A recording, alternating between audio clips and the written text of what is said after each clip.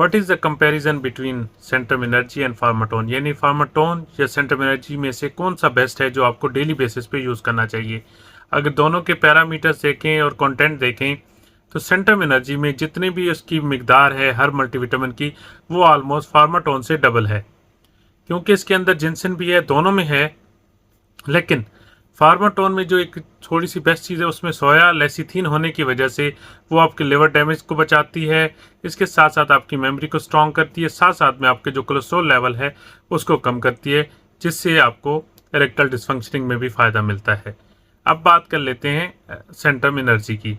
Centrum energy में क्योंकि जिनको बायलोबा है, जिनसिन है, वो फिजिकली और मेंटली दोनों तरह से आपको एक्टिव रखती है, और साथ में उसमें जो स्ट्रेंथ है हर मल्टीविटामिन की वो ऑलमोस्ट फार्माटोन से डबल है।